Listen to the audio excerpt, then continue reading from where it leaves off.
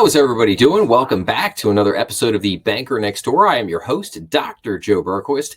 Today, I saw an article that I thought was a great example of how quickly a good loan can go bad. And this is a very, very critical thing, one of the most difficult and perhaps challenging lessons that you learn working in banking. If you're a lender or you work in a bank's credit underwriting or risk departments, is you really need to learn that a lot of times, you make a loan and you think it's good, and that thing can go bad literally overnight. It is really a kind of an amazing thing. And I think that when I was a very young banker, one of the best experiences that I had was that I had to go work in the bank's what was called the workout department for a couple of months. And I basically I had to help with getting basically bad loans cleaned up, loans that had gone delinquent, loans that had gone bad, loans that for, companies that had filed for bankruptcy. And now the bank was trying to, foreclose on real estate, trying to collect on other inventory and other assets that a company might own.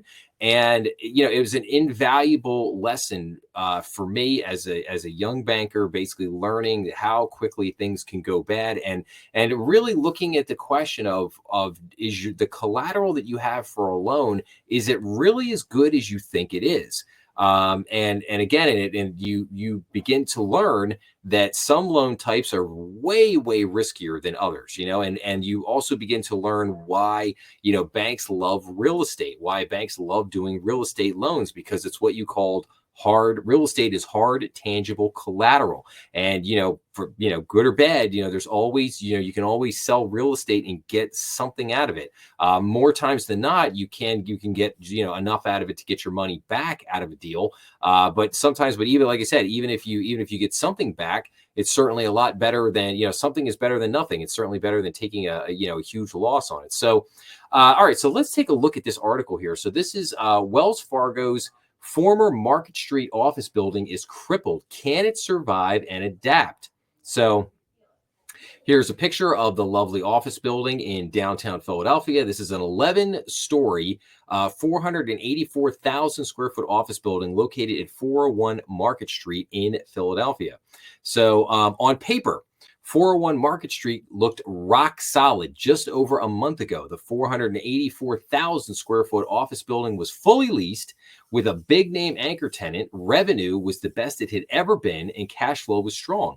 Ownership was up to date on its mortgage, which was still more than a year away from maturity. Then October arrived and everything changed. Wells Fargo's lease on 349,000 square feet expired, sending 401 Market Street's occupancy rate plummeting from 100% to 28% and forcing the $52 million loan on the property into special servicing. Now saddled with 8 floors of vacant office space. Remember, it's an 11-story building and 8 floors of it are now vacant. What comes next is a major question for the building owner. So how did this start? So West Conshohocken-based Miller Investment Management bought 401 Market Street for $78.5 million in 2015. Bank of New York originated a $56 million loan on the property to Miller in September of that year, with the note sequentially secure. Am I reading that right? Subsequently, I'm sorry. Yeah. Brain fart there for a minute. Was subsequently securitized and sold off to investors in a commercial mortgage-backed security CMBS trust, according to CMBS reports. The loan was underwritten assuming 100% occupancy. The 11-story building, constructed in 1973, is in a traditional, describable old city location on Market Street between 4th and 5th Streets, next to Independence Mall and the Independence Mall subway stop on SEPTA's Market Frankfurt line. The building was renovated in 2015. Wells Fargo has anchored 401 Market since it acquired Wachovia in 2008, taking over the bank's lease and having the Wells name emblazoned on the facade. The remainder of the building is occupied by the American Bible Society, which has a lease on 134,000 square feet until 2041. The American Bible Society has its offices on the 8th and 9th floors of the building, and in 2021 opened the Faith and Liberty Discovery Center Museum in the ground floor space on the corner of 5th and Market Street. There's another nice picture of the building right there with Wells Fargo's name emblazoned on the top. The building's leasing revenue has increased every year since 2016, except one, dipping only slightly coming out of the pandemic in 2022. Revenue from the building totaled $9 million in 2023, while expenses were less than $3.8 million. So it was a cash cow. The property's net cash flow of $4.9 million last year was more than enough to cover Miller's $3.5 million in debt service payments on the loan. Through the first 6 months of the year, with Wells Fargo still paying rent, revenue was on pace to top $9.2 million. But how's it going? So Wells Fargo informed Miller last year that it would not renew its lease, citing the need for less space given the growth of hybrid work during the pandemic. Even with the bank's departure still a year away, the CMBS loan on the property was placed on a watch list because of concerns that Miller would be unable to make payments in the long term. In March, the American Bible Society permanently closed its first floor Faith and Liberty Discovery Center, though its lease on the museum space remains in effect. The Museum of Illusions also occupied a 5,000 square foot retail space on the first floor. Wells Fargo vacated its space at 401 Market Street in phases over the last year.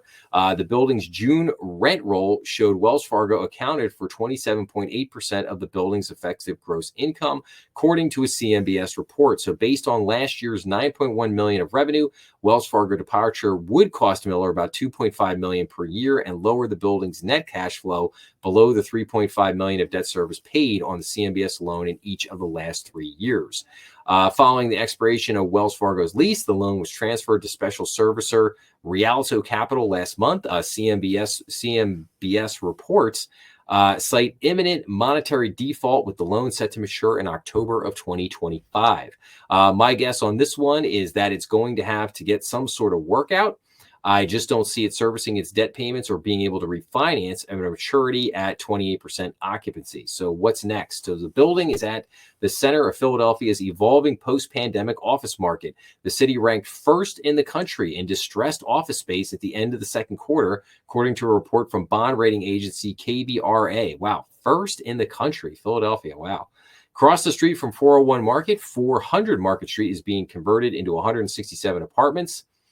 The Bourse building is being converted into wedding and event space and 152 bedroom hotel. To the east, the office building at 399 sold at a steep discount earlier this year and is now being leased at competitive rates.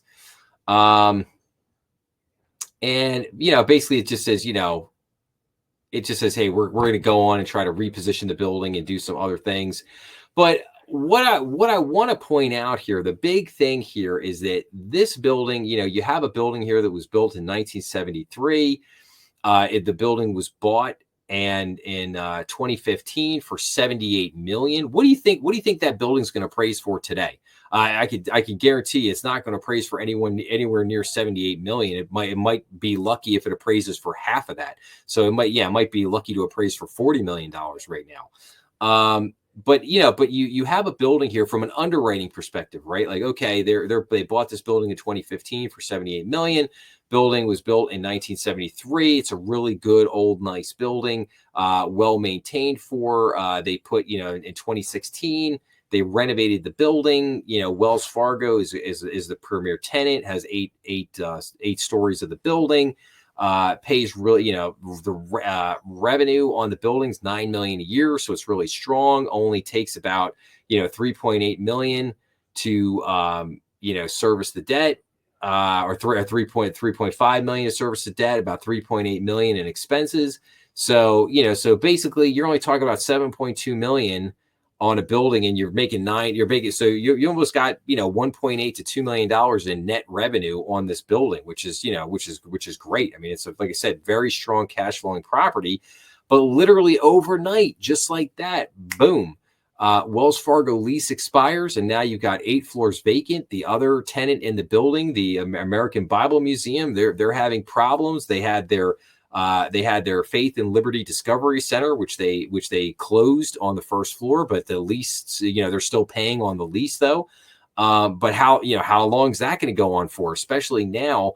And then I I want people to understand, if you're not familiar with how basically commercial financing works, a lot of times you don't have, on these type of buildings and these type of loans, you don't have personal guarantees.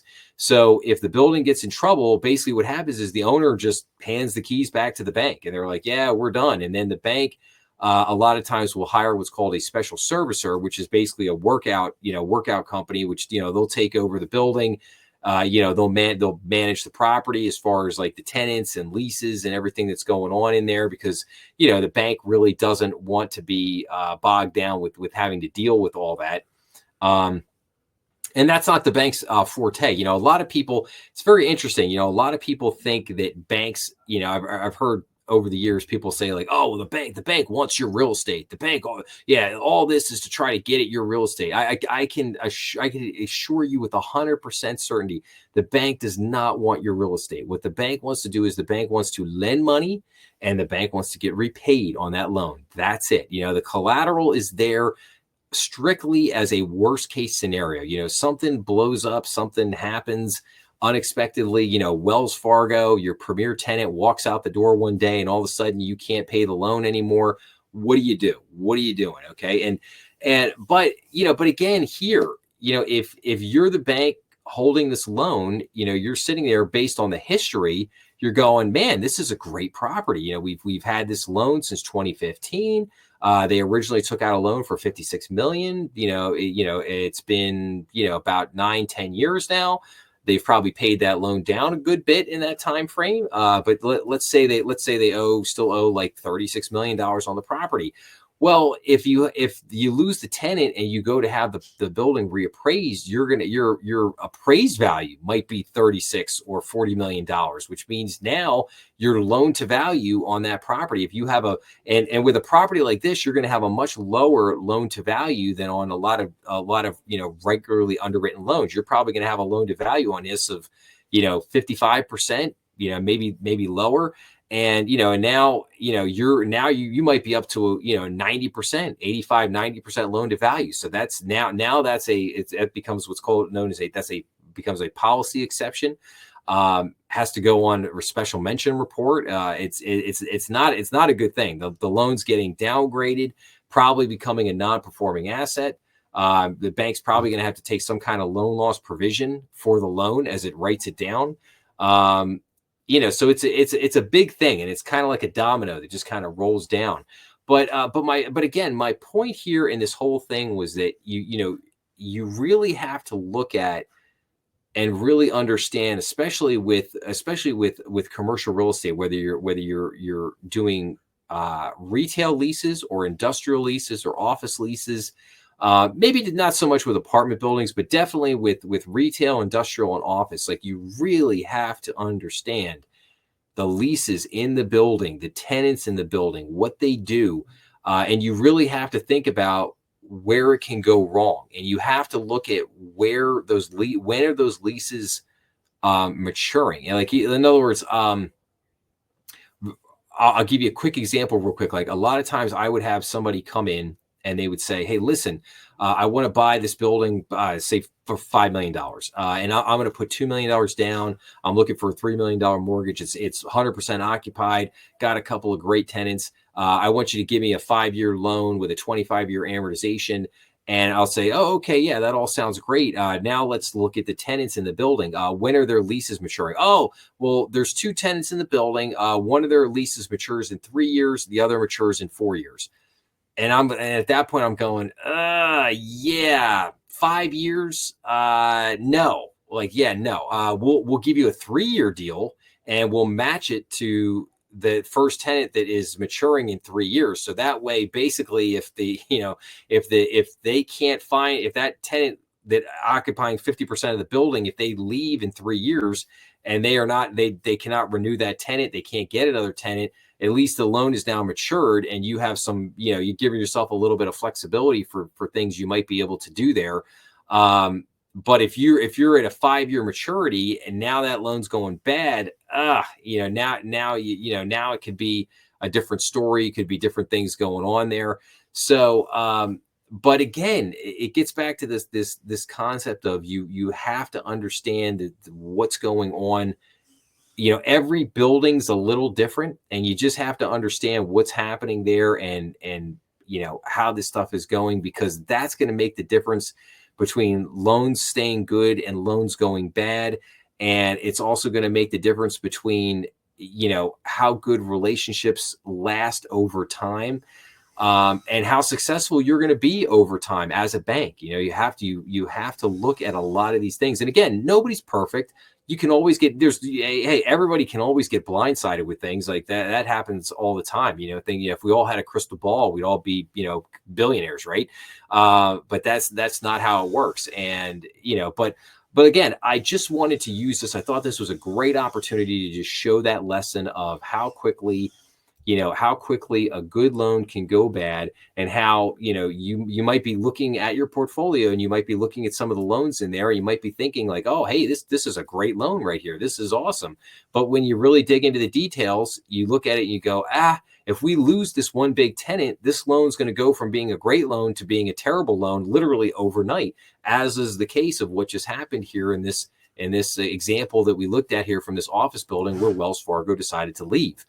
So again, just things to keep an eye on, as a bank, and as you continue to lend money and do deals and put things together, and a good lesson learned, as they say. So all right, well, I'll wrap up with this. If you like this episode, please make sure to like, share, and subscribe. Remember, we are on YouTube, Rumble, and all major podcast platforms. Please be sure to leave your comments down below, as I always love getting back to everybody. Make sure to check out some of the other content on the channel, and I will see everybody again real soon. Thanks.